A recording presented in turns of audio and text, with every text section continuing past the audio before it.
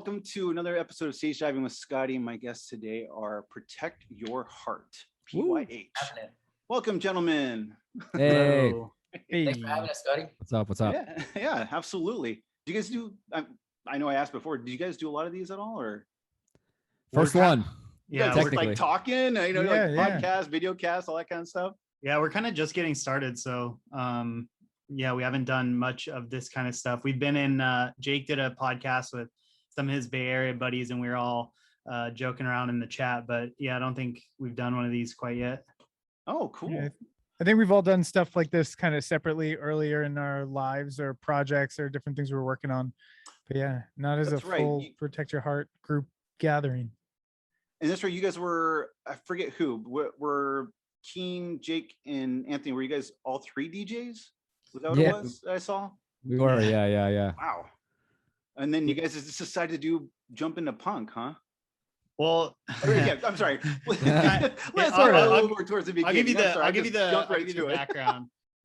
Yeah, we all met. I was living in San Francisco from 2011 to 2015. Jake was in the Bay Area as well. And we were all producing dance music of various forms, mostly in like the bass music space. So dubstep, drum and bass, trap, electro house, like all that kind of stuff. And we all just, that world is not that large. So we all just kind of like got introduced over the years, like playing shows together, or, hey, I've got a producer buddy, he goes by this, he's doing this, like you should meet him, blah, blah. And that's kind of how Anthony and I met. That's how Jake and I met. And then we, over the years, I moved here in 2015. Jake moved, what year was it? 2015. Oh, really? Yeah. You were right after me? I think December. Yeah, December 2015. Yeah, and Jake actually moved in with Anthony. And so Anthony and I were making a lot of dance music together and playing a lot of shows together. Jake was upstairs, just doing his thing. And as I do. Yeah, as he does. And just over the years, we just started spending a ton of time together, all being in the same house on the weekends and whatnot. And I think it was the very last Warp Tour. I think it was 2018, right? The send-off Warp Tour. Yeah, I had never been to a Warp Tour in my life. And I asked my now wife, like, can you please get these tickets for me for my birthday? Because I've never been able to go. And so she did. And we just made a big group trip out of it. That's awesome. Kind of on the way, we all drove up there together. And on the way up there, we were just kind of joking around, like, we've learned how to make like the hardest kind of dance music that you can make. So in theory, we should be able to like make some music like this just for the hell of it. And so we're like, yeah, when we get back, like, let's write like a couple songs and see if we can do it. And then Jake, the next day, I messaged us like 2 or 3 little demo riffs that he called riffages. And that's still our naming convention. And it just kind of went from there. And it started on Fridays, we would get together because Jake was just a couple blocks down from me. And then it turned into Saturdays, and it's been a Saturday thing for a long time. But we ended up writing like over 50 demos. And we got to like the 2-year mark of writing music, and Jake was getting very antsy about the fact that we didn't have a singer. And we kind of got to the point where we were like, we got to find a singer, or we got to stop doing this because we're just like wasting time basically. Wait, so none of you guys, like Keen and Jake and Anthony, none of you guys sing? You just never thought, I'll just give it a shot. Sure. Not like well. Matt. Yeah, not like Matt. Yeah, not like Matt can. I would love to sing. I wish, dude. Yeah, our group vocal sessions, those are always fun. Yeah, we can do gang vocals. We can do gang vocals and chants. That's my favorite session because I can sit in the control panel and just do that instead of being in. Yeah, so once we got that far along, Jake was like, we need to find a singer like yesterday. And we hit up a couple people, and everyone that we hit up was kind of just like, nah, I'm good, to put it, bluntly. And then and I had this idea. I had the stems to this song called Fireproof, which came out on a record label called Play Me, which we all worked for or with throughout the years. I still do all their graphic design, art, album artwork, all that stuff. Cool. Our buddy James did this song with Matt called Fireproof, and I had the stems to it, and I was supposed to do a remix on the remix package, and I did the remix, and I hated it, and it never went anywhere. But I always had the vocals laying on my computer, and I was like, what if we hit up James to get Matt's contact and hit him up? And so we did that, and I emailed Matt. He didn't respond. I emailed him again. He didn't respond. I went on Facebook. I went on Facebook and messaged him, and he got back to me right away. And he was like, "Hey man, I saw you emailed. I'm really sorry. I just got back from being in Haiti, and I haven't gotten through my emails yet, but I was gonna get back to you like today." I was like, "Okay." And then I was just like, you know what? Here's my phone number. Like, can we just, it'd be way easier if I can just call you and like tell you what we're doing. And we talked on the phone for like 2 hours about what we were doing, what our plans were, what our influences were, you know, just getting to know each other a little bit. Yeah. And after I hung up, I texted Ant and Jake, and I was like, he's our guy. And they were a little, especially Jake. Jake tends to like want to feel people out a little bit more than like, well, yeah, go on a hunch. Understandable. And he was like, okay, like, let's not get too gassed. Like, let's all. Yeah, Kian was gassed. He was like, so he's like, this is the guy. I'm like, let's like, hang out with him first. And yeah, well, because trust me, by the end of our conversation, Matt was already saying like, oh yeah, and like this song, like by this band, and I'm like, yeah, we've referenced that 100,000 times, like over the last couple of years, or like we listened to this album so much over the last couple of years. And he was just like finishing our collective sentences without the other two even being a party to the conversation. Yeah. So a couple days after that was our standing Saturday. Jake was in town. We were all in the studio over at Ant's house, and Matt came by and basically had that same conversation again. And then I think Matt got up to like go get some water, go to the bathroom or something. And Jake's like, okay, like he was like, at that point, dude, at that point, he like knew what I was talking about. And then I think later that day, Matt just did, like, we sat in the studio and Matt just sang top lines over the pile of songs that are the album that we gave him to like start figuring out. Mm-hmm. And that's pretty much all of our songs at this point. Like all the vocal melodies, sans like minor tweaks here and there, are all the vocal melodies that Matt did that very first day. And so yeah, he went back home and started writing, and then we did a bunch of stuff like this where we'd like go through lyrics and demo, like he'd record vocals at home, send them to us, and we go, okay, I like this line, I don't like this, let's, you know, whatever. And then that's kind of been the whole process. Well, did you actually throw all 50 ideas at him? Well, we gave him pretty close.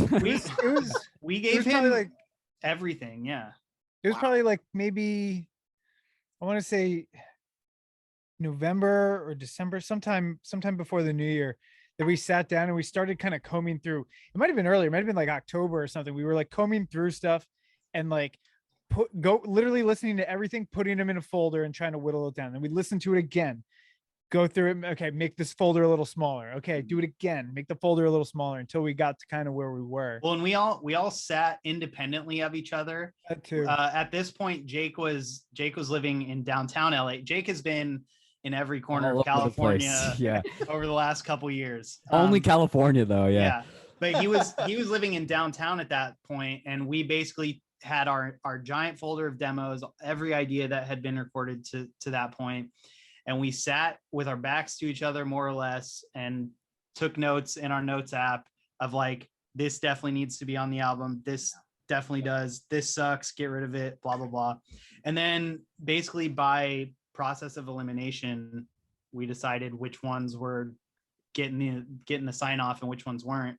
And that's kind of the rough album that we sent to Matt. And then we also sent him kind of all the stuff that didn't make the cut, and he pulled out a couple, like what closer he likes and what he doesn't like. Closer to the Grave. It's one of our main singles, like came to fruition that way. Yeah, we Oh, weren't cool. even gonna put that on the album because it was like it didn't have a chorus. We didn't have a breakdown bit at the end. Like it was basically just like the intro riff and then a verse more or less. But Yeah. Matt was like, this has to blah. And so Yeah. Jake and I sat and figured out the breakdown bit. I mean, that's all him more or less. And the chorus bit, and then we sent it back to him. And it just has been this weird, like amorphous, like it's not a very structured thing at this point. Who needs You structure? forgot to mention too. So we did those 2 sessions with Matt because we did one weekend. He came back 2 weeks later in February, and then 2 weeks later we were like planning on when we were going to meet again, and then everybody went into lockdown. Oh yeah. Oh, okay, gotcha.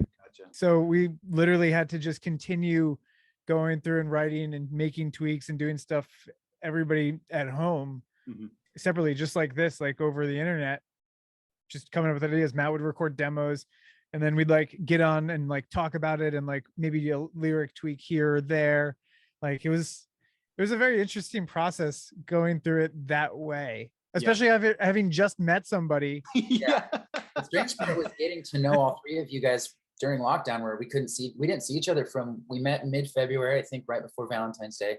And then we didn't see each other again until Jake's birthday in like, I don't know when we met. I think it was June or July. No, We had a barbecue too, though, didn't we? Like that was before kids' lockdown. That was yeah. like That was Allison's birthday. That was the last weekend. day. That was the And weekend then, before yeah. lockdown. Oh. Yeah. We honestly picked the worst time to become a band, you know, like But believe it or not, you're not the only ones. I've talked to a couple of guys that were like I talked to Fake It recently, who's also a Sacramento band.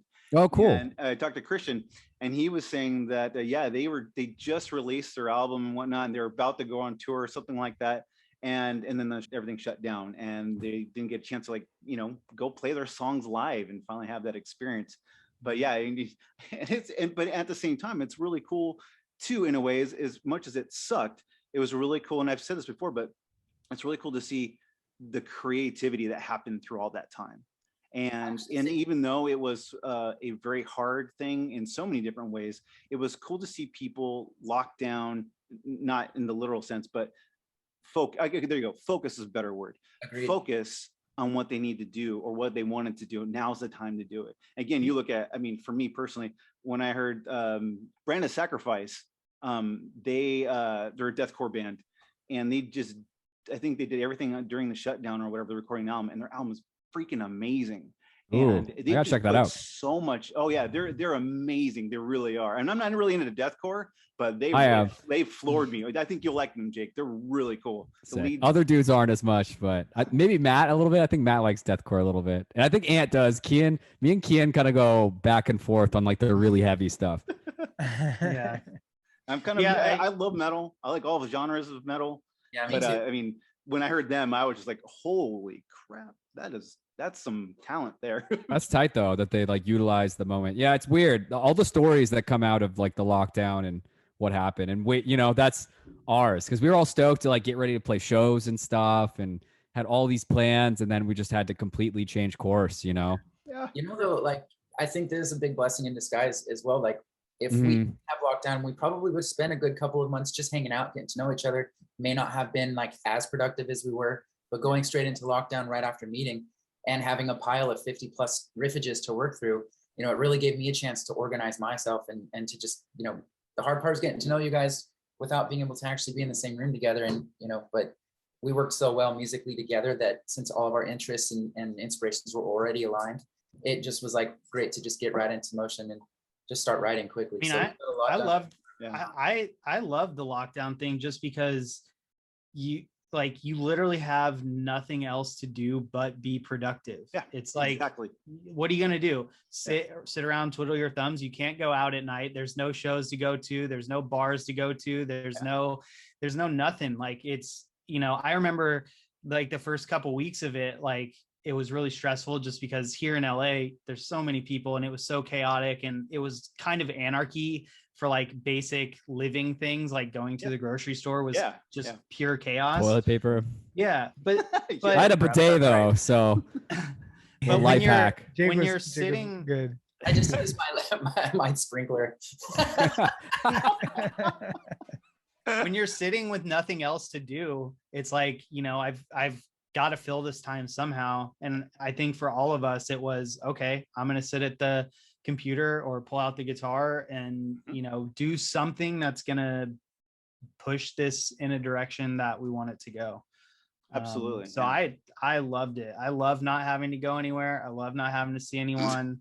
I can just sit and do my thing. That's Kian though. I can't quite agree with you, but I know what you're saying, and that makes sense though. Yeah, that makes sense for what you're wanting to do. Yeah, and I feel you, because it caused us, because we were already working on our second album, and then the shutdown kind of distanced us a little further, Aaron and I, because he lives in Folsom, I live in Lincoln, so I'm about like 40 minutes away from him. But still, it was just like this kind of like, it kind of forced me to, okay, I need to get my recording together, and let's go back and forth now and see what happens and see what we can come up with. So this album we just finished and is ready for release. It was very long. It was a very long process, but we're excited about getting out. But at the same time, again, it's really cool to see and hear everybody's different experiences, where the being productive and being creative in that time, the fruition of all the awesomeness that came from all of that, from whatever band. It also gave me more time to learn how to play guitar. Yeah, you know, yeah. Should we say that story real quick? Huh? This is a pretty quick one. So initially, Kian wanted to be the drummer of Protect Your Heart and was like super set on it. Had his drum set. He was always like, I'm going to be the drummer. And then we kept writing like music. And, you know, I played guitar for like probably since I was 11. So yeah, almost 20 years now. And so he would like kind of like, I don't know, teach me how to riff like more pop punky stuff and like melodic stuff. And so every time we'd get together, he'd either be looking at new guitars or would have a new guitar. And he just kept buying new guitars. And so eventually I think he had like 4 or 5 guitars. I'm like, you're the guitarist now. Like, you're the other guitarist. Like, it's just, you don't have a choice at this point. You have too many guitars. Like, you're playing guitar. And so now he plays guitar. Yeah. Look at all you. I'm looking in your backgrounds here and going, holy crap, I got. Yeah, we have how many do we have, like, collectively? It's got to be. Well, I just bought a new one 2 days ago. I was gonna say, Jake's bought 2 or 3 in the last couple months. So I think collectively we've got probably. I just bought this Mitchell. I have 6 here, I think, and then I have another 2 back in New York. Jake also has left guitars at Anthony's house and at my house. I have 2 of his guitars. Anthony has at least 1 that I'm problem. Yeah, I got a bass. Okay, hold on. You guys must not have kids then, right? No. Do not have kids. No. Okay, I don't feel so bad now. Yeah. We have pets. Anthony and I just got married within the last year, and Jake's got a dog. I'm single. Matt's got a cat. Okay. So well, I'm single, and I'm looking at all your guys' stuff and going, holy macaroni, man! I didn't even have that in my single days. Yeah. No, that's crazy. That's cool, man. That's, you guys got a lot of. Your setup there, Anthony, is that like is that your bedroom? No. So I've got this is just studio, and then I've got bedroom and like kitchen. I've a couple floors where I live. I got lucky. I moved into my place. My cousin moved in here originally in 2008, and then I was coming out here just like working and visiting him. And then when I was ready to move to LA, I was like, hey, like I need a place to live. He's like, oh, my roommate's moving out. And I've literally been here since 2010, and it's rent controlled. So I'm like, I'm not leaving ever. Yeah, he can't leave. So now literally it's just Jake's lived here. The Kyle and Michael, the guys that Gray, they're like producers. Sam F, Blossom, who's a DJ. She's like running around killing it right now, doing like house music. We've had a lot of like people coming through this place, and now it's just my wife and I. Oh, cool. And then these guys when they're in town. So now we have a guest room for them, or like, it's nice. But based on the way it is, like this room is actually underground and the rest of it's above. So like I can be as loud as I want. And you don't share any walls down there. Yeah, I don't share any walls with anybody. That's the winner. Like back in the day when we were making drum and bass and dubstep and stuff, we'd be in there like volume at 11 till 6 a.m, like just getting after it, and never have had a noise complaint. No, I had the cops come here in like the 11 or so years I've lived here. I think they've showed up like once or twice because I had like the door open while we were blasting stuff, and it was like 4 a.m. And you know, maybe one other time, I don't even know. Like, but yeah, it's actually Wow. we're pretty lucky. That's- Yeah, it's like one of those places that I can't ever give up. I can see why. Yeah. I mean, Yeah. that's pretty awesome. Such for a little guy. I mean, like I have like I got a little focus right here. Woo. Matty, so when you were meeting with them and whatnot, you actually were already in a band or two before joining them, right? Yeah. Or still are, right? They one of them we disbanded, you know, many years ago. That was called Ashcroft. That was my first musical project, and we released an EP. It's more on like the rock side, and then I joined a band called Beta State in 2010, and we were together, and we didn't really quit. We just kind of slowed down enough to where everyone started doing other things, and that opened up the door for Protect Your Heart to happen. But yeah, it was actually through, you know, like Kian said earlier, after Beta State had slowed down and I started working with this guy named James. He has an EDM project called High Society. Him and I have done several songs together and are currently working on some more. And he, you know, was the bridge between my past projects and where now I'm 100% focused on Protect Your Heart. Show the shirt. And what's crazy is cool. James. Nice. I like that. James reached out to me to master some tunes probably yeah. a year or two before you guys had done Fireproof together.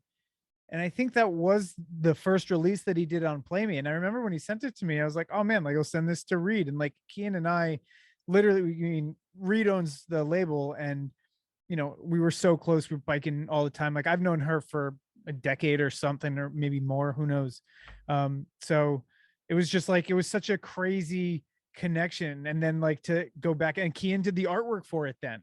Man. Like it was so weird that how it all kind of like got tied and woven together, especially too, because I think at the beginning Matt was still unsure, like correct me if I'm wrong, but like of what was going to be going on with Beta State, like, and we were like, well, you know, you're amazing, and we were trying to like definitely court you and saying that you didn't have to dedicate too much time to us, but I feel like there was like, you know, you were kind of still figuring out both of them.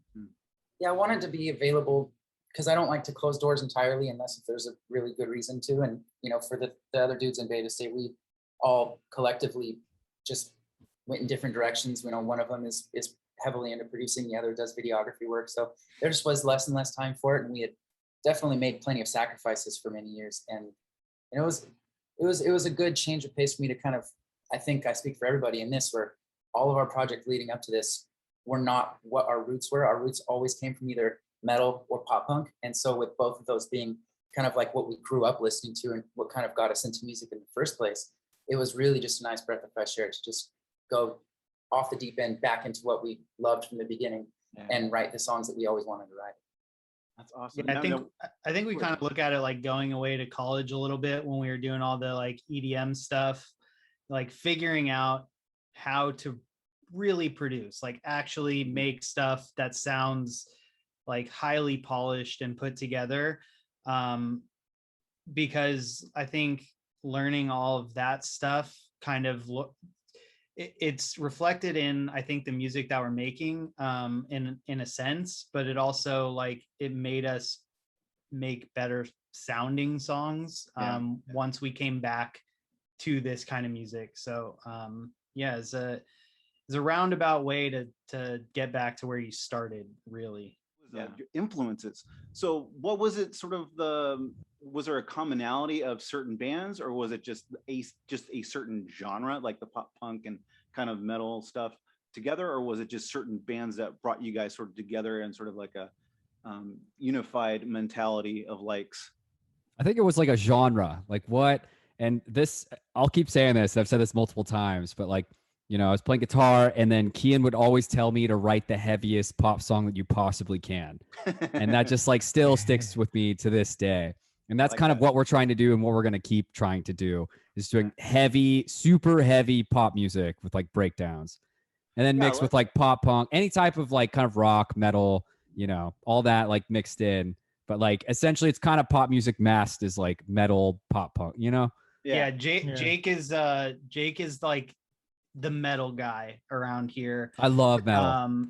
I would say Anthony and Matt are much more fluid in their genre listening. What is acceptable and what they enjoy is way more fluid.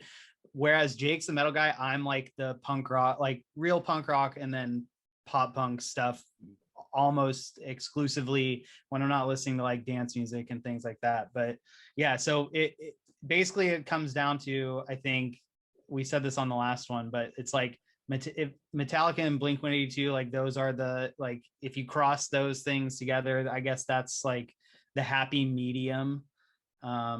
And then, you know, there's a lot of like Newfound Glory, a lot of A Day to Remember, Under Oath, Senses Fail, like all that kind of stuff, you know, all the Meshuggah. Yeah, sure. I think one way to not really. Yeah, we're working on that. We'll get there.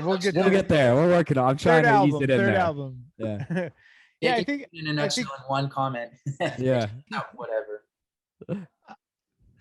I was thinking actually, you guys reminded me of like a Newfound Glory meets Red Jumpsuit Apparatus kind of a feel, but without, you know, and then some of the breakdowns were obviously harder, but because they weren't like, I mean, they were hard, but they weren't metal to me. So it didn't like you're saying like Under Oath and stuff. And I don't hear that, but I hear like a lot of the punk stuff really matched well with like A Day to Remember, like early Day to Remember, that kind of stuff too. It's major key breakdowns. That's I think that's what you're hearing. Yeah. Yeah. Which I just yell at Jake to like write as much major key stuff as he can, because he's always trying to go minor key everything.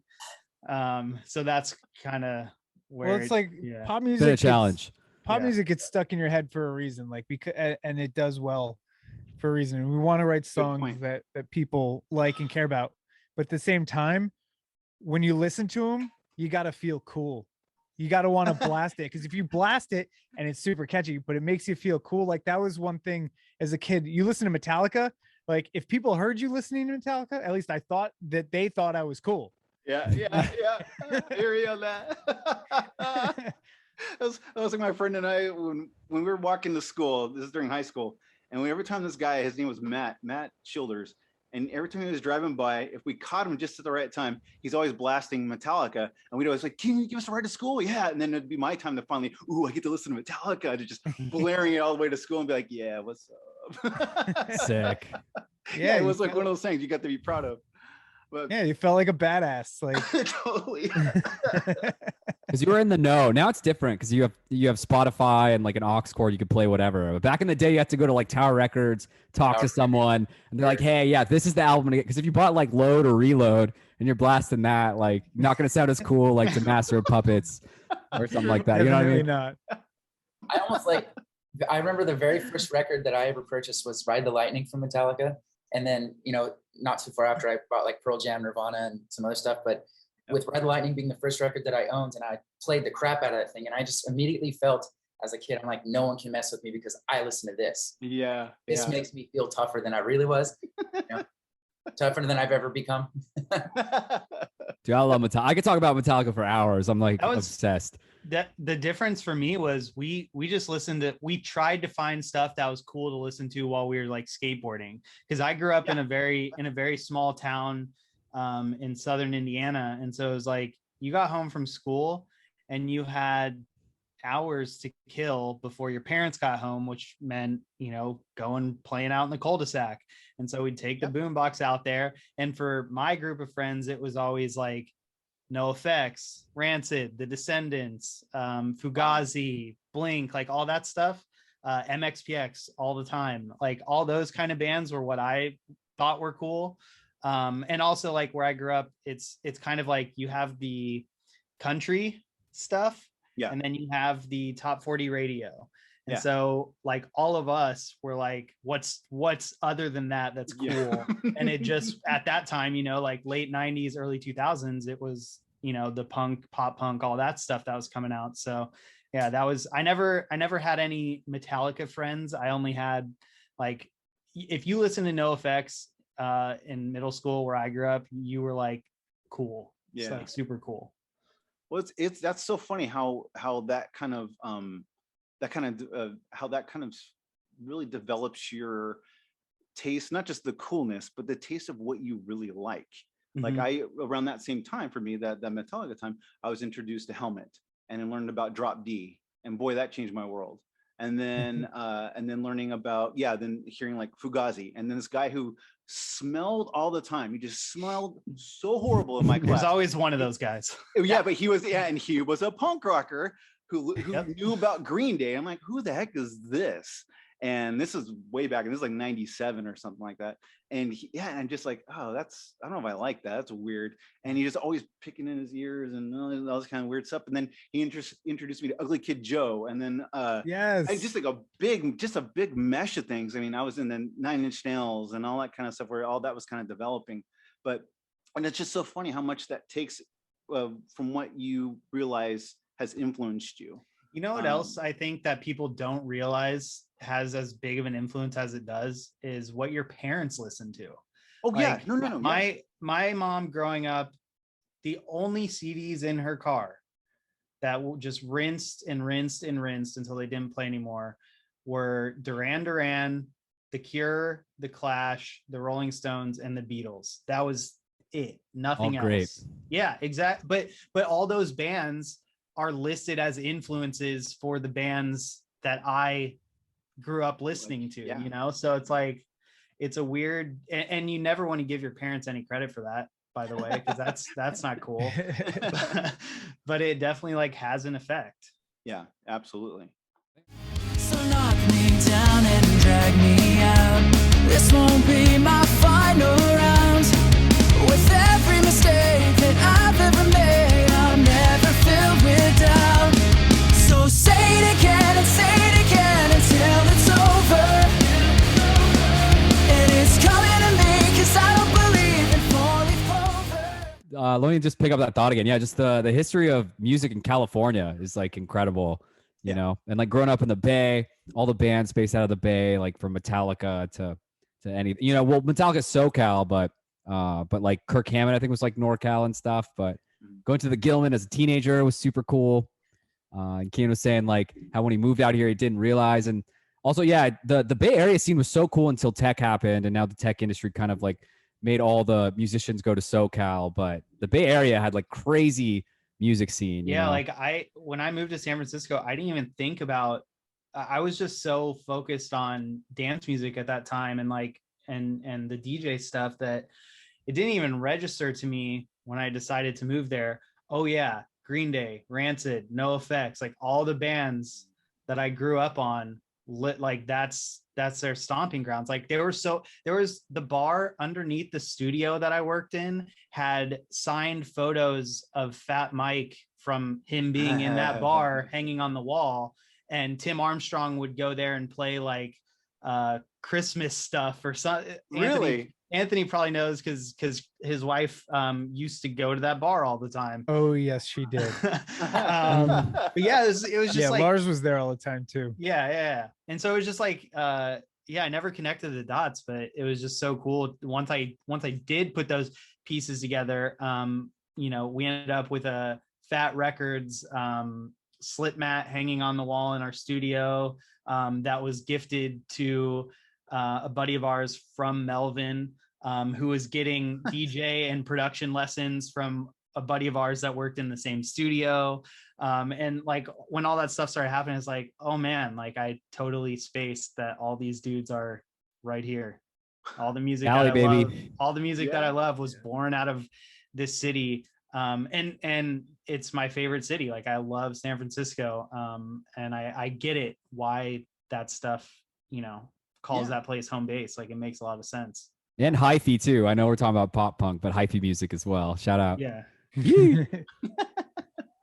That's what's so great about like when I was in Southern California, it was always like Chain Reaction or Troubadour or the Roxy and that kind of stuff. And finally, when the day came, found out that we got my band at the time, Solace. We were like an emo band, and we got to play the Roxy. It was just like, are you kidding me? That's like, I know Smashing Pumpkins has played here. I know Elliott Smith has played here. You know, like it just floored me. I still have pictures of it, but That was it's That was such a my same great reaction to playing at Avalon. Like being on stage at Avalon in Hollywood, and you go down in the green room and it's like, oh, the Beatles have been in here. Oh, Ozzy Osbourne has been in here. Like you're just like, I'm playing songs I made on my computer. This is this is weird. Yeah. And then have any of you guys beforehand with more or less the DJ guys, did you ever play in bands before this though, other than the DJ stuff, playing bands before that?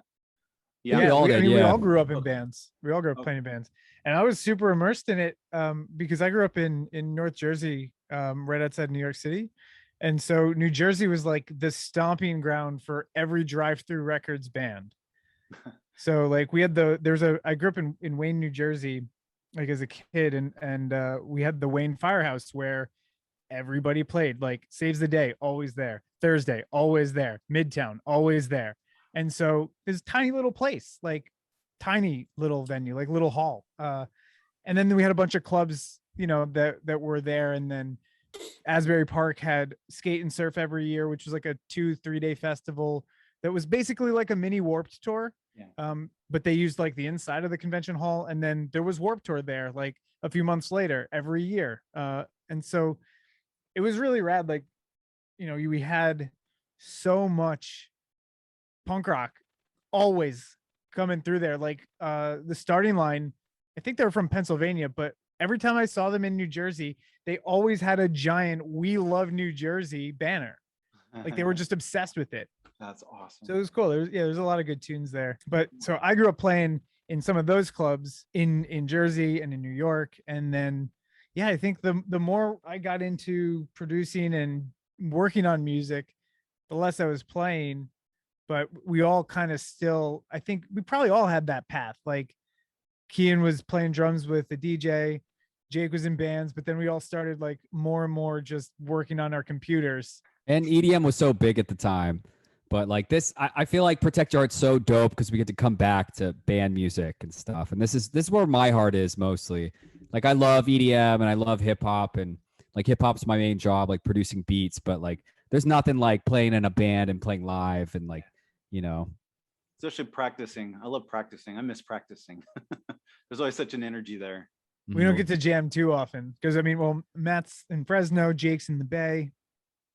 Keenan and I get to see each other because he's in LA right now. But once we're back together, then we'll get to actually like play.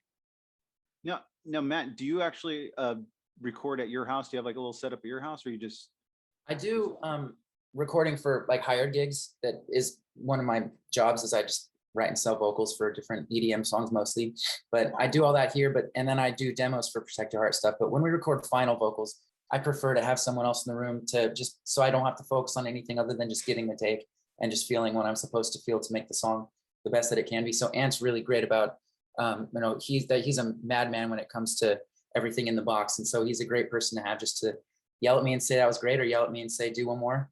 And you know, our recording sessions are a lot of fun, but it's nice to work together rather than going solo on that. Cause while we can, I just think the end result is so much better. Yeah. That's funny, isn't it? How, because okay, so for me, Matt, same with, so when I go over to Aaron's house, it's very nerve-wracking for me. So when someone else is in the room, it's very nerve-wracking for me when I sing.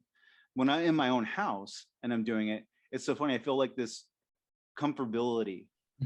I've told Aaron before, it's almost like it's like an awkward moment when someone else is in the room with me and I'm trying to sing. I feel like my heart's on a sleeve and somebody can see it.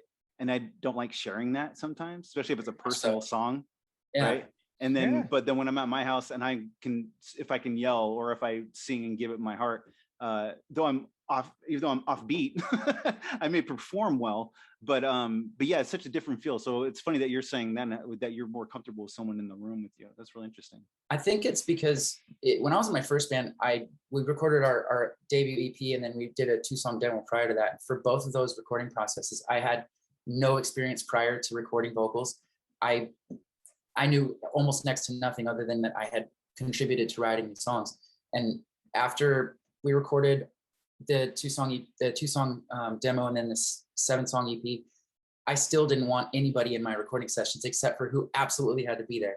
And it was very much the same mindset of like, it's very personal for me.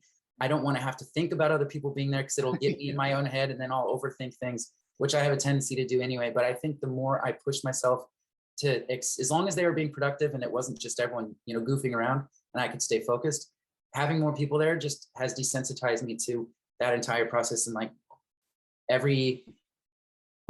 pretty often over the course of my musical journey, I've like recorded with a lot of different people. And each time I have to be, I can't control every situation that pops up. If I get a vocal opportunity and it's, I can't just be a diva and be like, yo, I want 0 people there. It has to be this control. Like I would be a jerk if I did that. And so, I just, once I let go of that, and then every recording situation since has just actually felt more empowering, that I realize, I'm letting go of all these fears that I used to have, and I get to just exist without the same worries I used to have. Yeah. And there, for our first couple of songs that we did as Protect Your Heart for recording finals, all of us were there, and the ladies were there too. Like, everyone it was actually a full house compared to what I'm used to. So I didn't actually feel too nervous about it because I had already kind of desensitized myself over the course of years, and it actually served to make me perform better because I want to give them less things to say, no. I want them to, so it actually was their presence actually brought a lot of life to the recording session. It wasn't like boring. It wasn't, quiet in between takes. It was like, hell yeah, that was great. Let's do another. And it was a lot of just positive energy. But I think when you surround yourself with musicians that you, 1, think are better than you, 2, you respect tremendously. And then when you start to have that vibe with them, it makes you feel like, oh, I'm actually figuring this out. That's what I love about music. You always have a chance to get better. And so we push that in each other. And, that's just one additional way for us to get better, is to record when people are watching. And, it's, you want to, especially vocally, like, this very well. If you want to try something, or you want to try a character or get an emotional take that's very different from what maybe your standard, comped track, or you get like a couple takes that are just over the top emotion. And that it's very, you want those for like the little nuances that, let's say you say one line just in such a way you never would have otherwise. You want to explore that, but it really takes a lot of, just letting go of all of those nervous fears, and just saying, whatever this result is, I'm going to be happy because I just put my, on the table and just said, deal with it, rather than thinking twice before I commit to just singing something. And that's the best vocal takes, are the ones where you have less inhibition. So I had been thrown in a couple high stress environments, and I had to record on the spot when I wasn't, really warmed up or wasn't ready, and I had to do it. And I think just being thrown into the deep end around people who are, because I had a session where everyone in the room was legends, and I was the only one who wasn't, minus my own band, and they were all behind the control booth, Wow. And I was only in the booth and I had to make it up as I went. And it was just very, very like throw and go off the deep end. And I think that was like the turning point for me when, I just was like, oh, if I can do that in that situation with nothing but like multi-platinum best-selling artists in the room that are all judging everything that I'm doing, and I made it out and they didn't hate it. It was just I didn't do, the best job. I'd say all right. And the song turned out great, but it was just a different experience. And I think after that, everything was just easy in comparison. Yeah. Wow. What an experience that is. Wow. Yeah, it was nerve-wracking for sure, because I'm very private when it comes to like writing vocals, very private about recording, but it really does help to throw yourself off the deep end once in a while. Yeah. I was gonna say, what a way to step up. You're just that real courage that you really need inside, that you're not sure. Like it's like that last moment where someone gives you that pep talk, but you're doing it to yourself going, I got this crap, man. I'm going to nail this. Get it. I know everybody's around me, but I'm going to just do it. But trial by fire is sometimes the best way to learn. Oh yes. Yep. And as anyone who's released music has ever, can all attest to, is that you get nervous around release day. You get nervous about how are people going to respond to this? Are they going to enjoy it as much as I did when I made it? Yeah. I'm very proud of this, but how will this be received? It actually alleviates a lot of those thoughts too, because I put myself in positions to be very, very with a magnifying glass, just completely deconstructed. Every syllable has been, every vocal line and every lyric. And then, so if that's to be, if I've been through that, then I can have hundreds of fans say, I don't really like this song. And I'm like, what? I'm okay with that. I live with the result because I felt good about the process of making it. Wow. What a mentality to have. Dear God, I need to take that from you. I need to adopt that. Jeez. Three other members in the band, all of us, we feel very much the same way. And I was going to mention earlier when you asked, like, what was it that drew us close together when we, you know, had just met? It was, for me, not just the style and the influence, but it was the way that we all approach songwriting and the way that we approach being in a band. Because there is no bigger deterrent than being, you know, being in a band is already hard and all the cards are stacked against you. But if you're with a group of guys who are organized, they communicate well, no one has ego issues. And, you know, I remember the big statement of the first week we met was, best idea wins, doesn't matter where it comes from. We just need to work as a team. And like, that's how we've always approached everything. So I think with that, it allows you to worry a lot less about some of the other things you might normally be nervous about. You're like, well, I've got 3 other dudes who I love writing music with. I'm happy enough already. Dude, that's perfect right there. Oh my goodness. There's so many bands that have so many problems. So to hear such a unified like camaraderie. Well, I think we've all you know what I'm saying? Yeah. Totally. I do this a lot. Again, this is why I add it, because I do this. No worries. I think we've all been in bands before that, you know, whatever reason they don't work out, there's always those growing pains that every band goes through, and some worse than others. And thankfully, I think we are all mature enough and we've all been through a lot of those things. They're very similar to each other. So we're like, Yeah, we're older now, so this situation is yeah. We've learned how to work with other people. Like when you're 16 years Very old, true. if somebody tells you no, or like, I want to do this, you're like, no, we're gonna do it my way. And then you fight and then you break up. man. But like we've learned how to work with each other, like one-on-one or as a group, and like take feedback correctly. Yes. And also give it correctly, like Yes. not shit on somebody. Sorry, not you're crap fine. on anybody. You can cuss. It's okay. Okay, I don't know. I don't have to hold back what anymore. the heck, dude? Don't poo. That's just me. I try. I call myself. You can't duty on anybody's idea. No. But you learn you learn all of that, and you learn how to like get to the finish line faster with less kind of arguments or less nonsense in between. Because you know, at the end of the day, we all want the same thing. We all want to make great tunes and let the world hear them, like because we love making tunes, like so. No, All that being absolutely said, does come with age, Jake. You're right, man. Yeah. It totally comes with age. I'm 42 years old, and I've totally learned my lesson with that kind of crap. So I'm totally like, I get that. That's why it's nice when I met Aaron. It was just like, we're on that same mentality of, yeah, let's just create, man. There's no ego involved. We're not out for, you know, making money or anything like that. We're out there making music, have fun writing, and just be creative, you know. And when you meet that person or persons, it's so it's just a relief. So the fact that you have that with 3 other, or all 4 of you have that together, that's a huge relief. I'm sure it's a huge relief for all 4 of you. It's really nice. Yeah, it's been fun.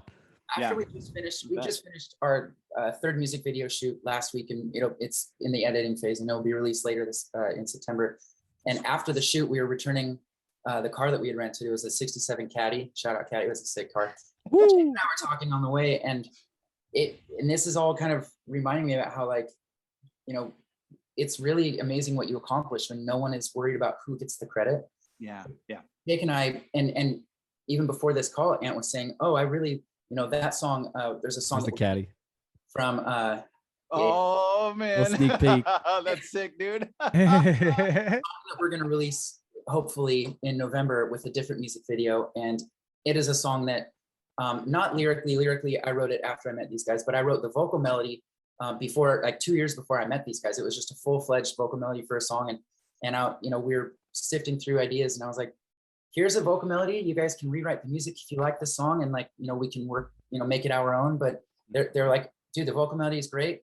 Let's just strip it down and we'll rewrite it. And, you know, they did, and it became, you know, one of our next upcoming like lead singles. And that same thing with, there's another song that we'll probably put out a couple months after that. That is another one of our lead singles that they had written the majority of the song before they met me, and like lyrics and as well, and they just needed me to finish the bridge and the outro. But other than that, the song was basically written. So like 2 of our more lead singles are songs that we all wrote without each other, but without an ego, without who cares about who gets what credit. We put them together and they turn out to be 2 of our, you know, stronger songs. So like Fireproof is the same. Like none of us, not a single one of us sat in the same room to get that song to a finished song. Like I started it, sent it to Jake. Jake put time in on it. Ant put time in on it.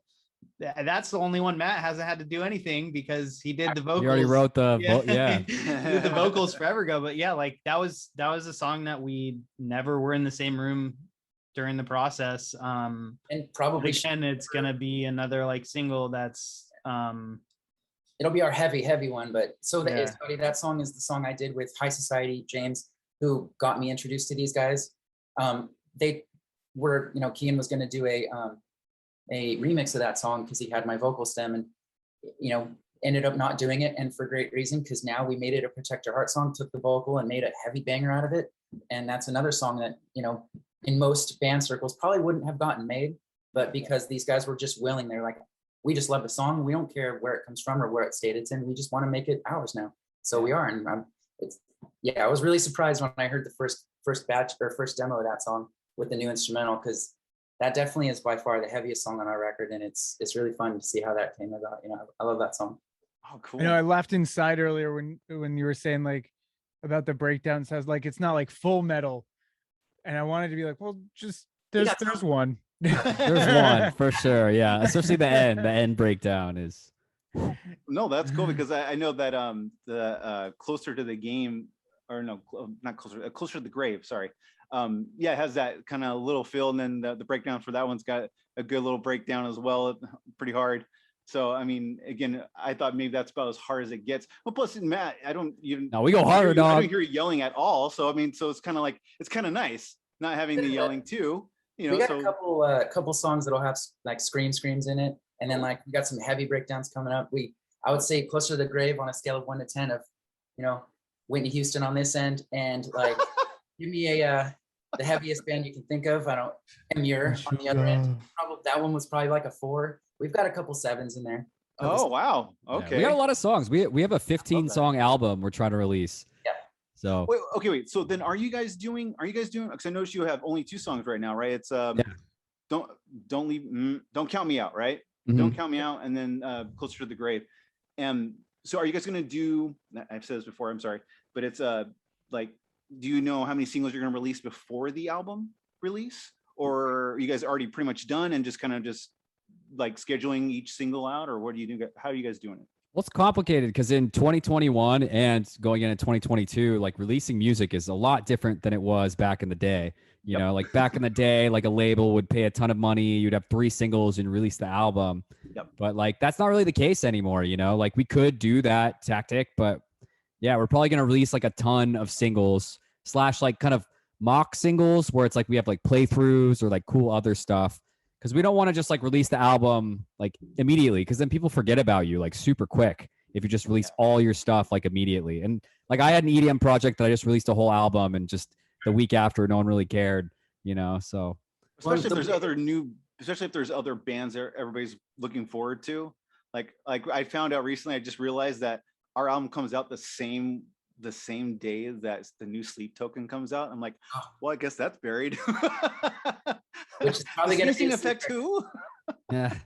I love, it's good to adapt to the singles approach, because that allows, especially the way we write music, we try to treat everything like it is going to be our lead single. Exactly. Yeah.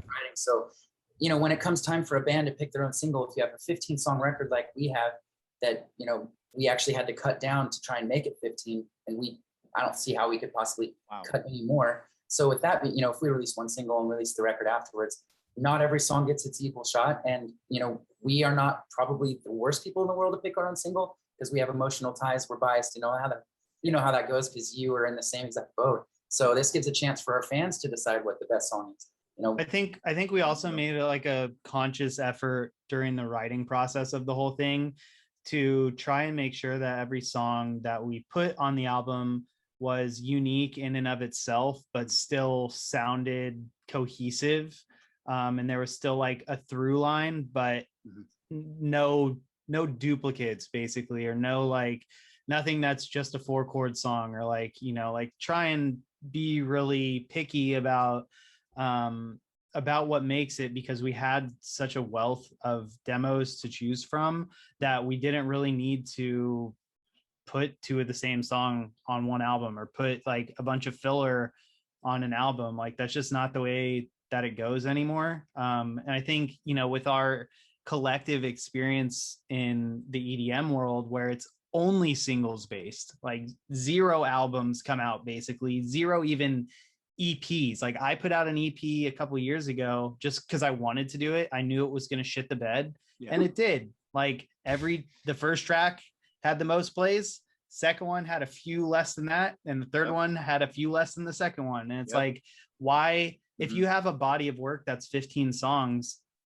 why would you do that to yourself? By the time you get to song 15, even if it's your lead single in your track listing, there's a good chance that it's going to have 23 plays, and you're like, well, that was, I got nothing left now. Yeah. I think especially now too, like, we're still very small in the grand scheme of things. Like, we don't have, there's not a million, or several million people that like know about us yet. So giving people stuff to find and discover. Hopefully, yeah. And giving them also something, that, oh, we find you. Okay, let me look in you. Oh, I like these. Oh, there's something coming right away. Oh, and then after that, oh, I like this now. Okay. Oh, there's something coming right away. So a lot of it is strategic. Like we do have like a plan of kind of attack on how we want to release everything. But doing it, I like these guys are saying, doing it in like the single form and doing videos and like kind of putting you through an experience is, I think we all like to paint the full picture if we can. Because we're not Kanye. He just dropped like a 27 song album. Like not everybody can do something like that, I know. And it's so hard. And it's funny you guys are saying that. And it kind of makes my heart sink in a way, because it's like, because our album took so freaking long, and it's 11 songs, I think 11 or 12 songs. And I'm afraid, because we're only releasing 2 singles and then releasing the album. And I'm just afraid of that kind of same thing where it's just like, people are going to listen to the first couple of songs or the singles, and then just kind of it's just going to die out like it's most hard. Albums do nowadays. It's really hard, man. The industry's changed, The way stuff works now, and like the just attention span of people in general is so different. I'm not going to say that it's worse or shorter or what, it's just different, right? And so you have to like figure out how to cater to that a little bit. And the playlisting thing is a big component, and it's tough because there's a million there's a million artists fighting for the same playlist slots every day. There's something like, I saw a stat like 60,000 songs released every day through Spotify. So it's like, like how do you possibly get filtered to the right place through that amount of quantity? And so I think that we've all decided that like to give ourselves the best opportunity to do that is do music videos, do one at a time, focus like specifically on only talking about that one for as long as we possibly can until we can't talk about it anymore. And hopefully by the time we're exhausted talking about it, the next one's right behind it. And it's just a continual stream of just basically feeding the loop, if you will. It's a big challenge to release a whole body of work at once and then follow that up with engaging content for 6 months. Like, what do you have left to talk about after like the first month's over? And so that's a big challenge, especially I don't even know what the singles thing too just gives us something new to talk about all the time, which I think is really useful. Like people, it's funny, like if we dig into analytics on the back end and look at graphs and data and this and that of like engagement and Spotify stuff, all the stuff, like we always see, and I'm sure that this is true for pretty much everyone, but there's this giant spike on release day, right? And there's a giant spike leading up to it in terms of engagement. Yes. But the week following, like as soon as that week is up, it's back down to 0. Yep. And if you're not giving yourself something new to talk about constantly, then you're just going to be sitting at 0 endlessly, unless you have an endless budget to spend on, ads and whatever else, playlisting, PR, all that stuff, which,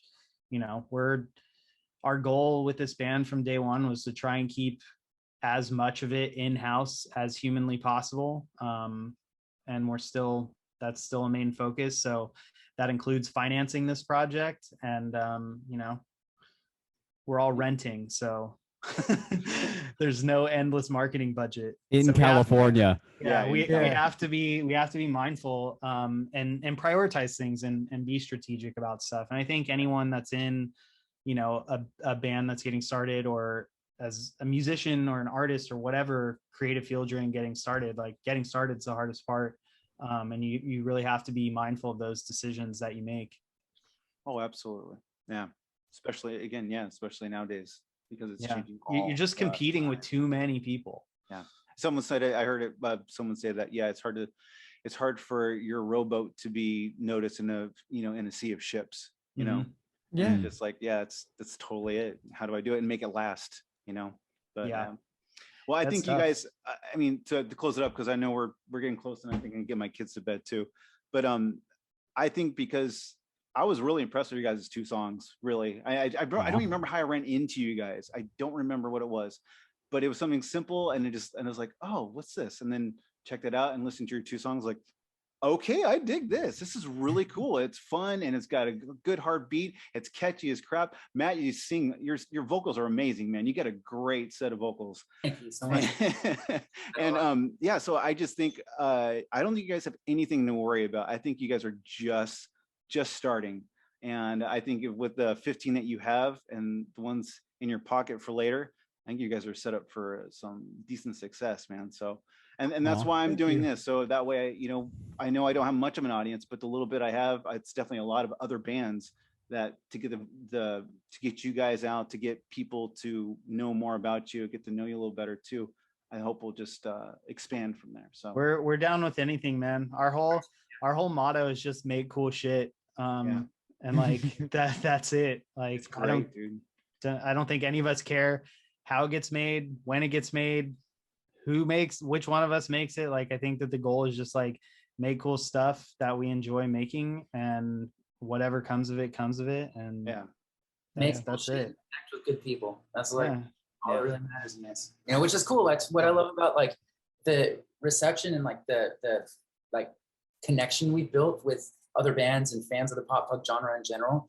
It's such an easy crew to get connected with, and like to build better, deeper connections and friendships out of it, and supporting each other's music. And that's what we love, that vibe of the pop punk scene, that, it's almost like the people that are already doing it for us welcomed us with open arms, and we're doing the same. And it's like, we do a lot of playlist shares with people, and everybody is just like so supportive. And it's just, there's no gatekeeping. There's no like egos in that. And it's like, we just feel like we're surrounded by a bunch of other people who think like we do.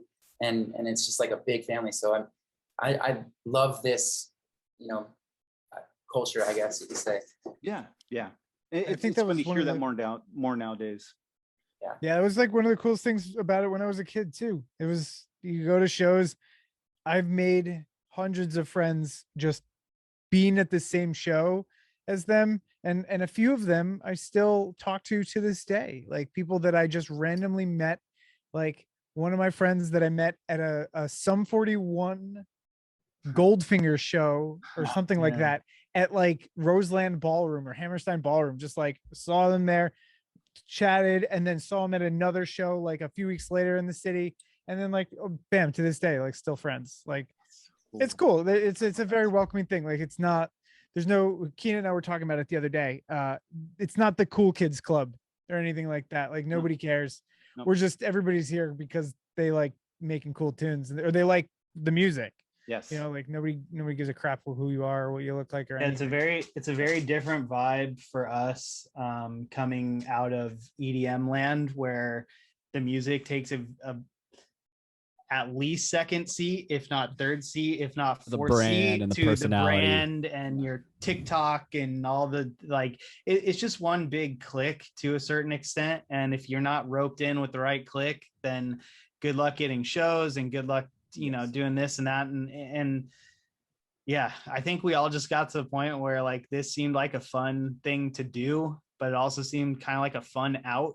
And I think that when we're 70 or 80 years old, we'll probably be more thrilled to listen to this record than anything we made in our EDM era, if you will. Yeah. But who knows? Yeah, this one's definitely more of a almost all of your soul more into this, I think, than anything. Yeah, Not just cool beats. It really to is. me it always felt like, even since day one, like I remember Jake sending the very first, I can even remember the riff like off the top of my head, riffage 2.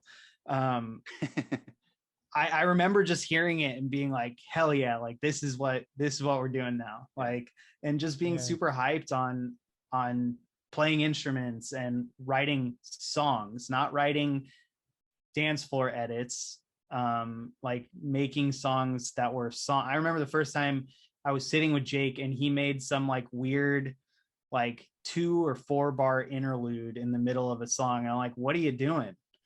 And he's like, you can do this. Like, okay.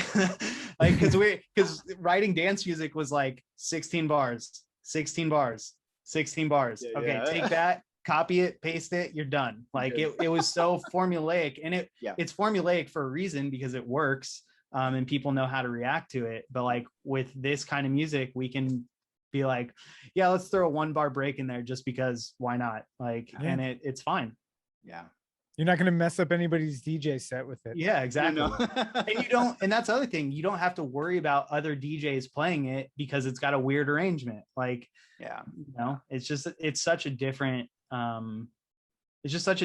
means of expression, I think. And it's been a lot of fun. Yeah.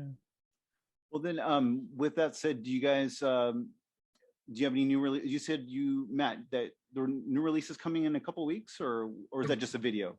We just finished a music video for a song called Best of Me. We're going to release the song on September 24th. Oh, that's right. Okay. All right, cool. All right. And you guys are pretty much all over all the other socials and whatnot, the Facebook, Instagram, I don't know what all the other ones are. We're Twitter. on all the good ones. Yeah. We are not on TikTok because we're too old. Well, no, we technically are there. We're there squatting. Yeah, I started a Squat it. I don't know what to do, so I'm just going to let someone else do it. Okay. Because we're too old. well, guys, I'm gonna get my niece to do it. She's gonna run it. there you go. Put a 12-year-old on it. They'll make it great. There you go. Higher. Guys, thank you so much for your time. Yeah, thanks. Wow, this really did fly by. I didn't realize it was pretty much down to the countdown here again. But yes, thank you for your time, guys. I had a lot of fun. It's really cool to just kind of put faces to the music now and stuff and hear your story instead of just reading about it. So yeah, thank you for taking time out of this. And I really hope to hear more of you guys soon and talk when more stuff comes out to do this again. So I appreciate it. Of course, man. Oh yeah. Absolutely. Shout out Thanks for having Scotty. us. Thanks for having us. Shout out Spacing Effects. Gotta check it out. Yeah. Coming out in You heard it here first. Yeah. All right, guys. Thank you so much. You guys have a great night, okay? All right, You thanks, too. Scotty. All right, thanks, guys. See you, man. Have a good one, man.